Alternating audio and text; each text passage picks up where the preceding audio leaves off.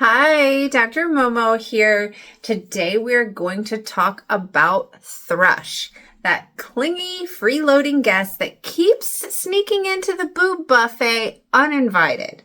All right, if you have burning, itching, weirdly shiny nipples, if baby's tongue looks like they've been snacking on powdered donuts, but it won't wipe off, ding, ding, ding, we might have a yeast problem. Okay, so if latch issues, vasospasm, and other culprits have been ruled out, we are likely dealing with yeast. And the American Academy of Pediatrics says, when you have yeast or baby has yeast, we need to treat both of you to get rid of this. So no half measures, no wait and see. We've got to treat both of you because otherwise you're just going to keep passing it back and forth. No, nobody's got time for that. Okay, so here's what a typical, everybody's going to do a little bit different, but a typical thrush treatment plan is going to look like. So for baby, they're going to do oral nystatin or fluconazole if the yeast is really stubborn. Your pediatrician will be the one to make that call. And for you, you're going to do an antifungal nipple cream as long as you don't have any allergies or other health concerns. This is most likely going to be just an over-the-counter Lotrimin 1% or Monostat 2%. So again, your doc might prescribe a prescription strength depending on the severity, how long it's been going on, all of those kind of things.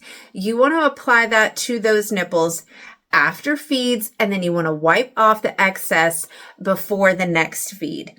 The most important thing to remember, that yeast is tricky and stubborn. So you want to keep applying that nipple cream for 7 days after those nipples feel and look great. Otherwise, those yeast are going to throw a comeback party, and every time they come back, they're going to be angrier and angrier and angrier. So just knock it out the first time.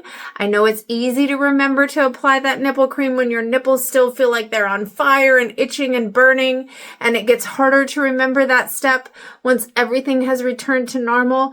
But trust me, you will thank me in the long term. Okay.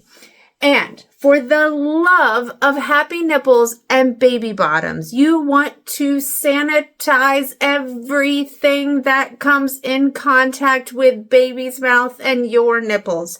So we're talking about pacifiers, pump parts, bottle nipples, even your bras. And if you're using those breast inserts, you want to sanitize those too. If you're using a nipple shield, every single thing that touches baby's mouth and your boobie, we got to sanitize them.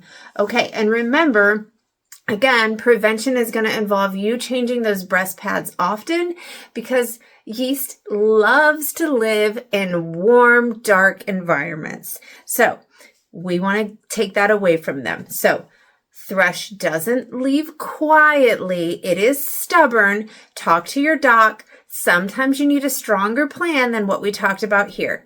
So if your nipples feel like they're on fire and baby's mouth looks like a bakery accident, handle it fast. Thrush doesn't pay rent, so evict that freeloader. Ask for help as soon as you suspect a problem.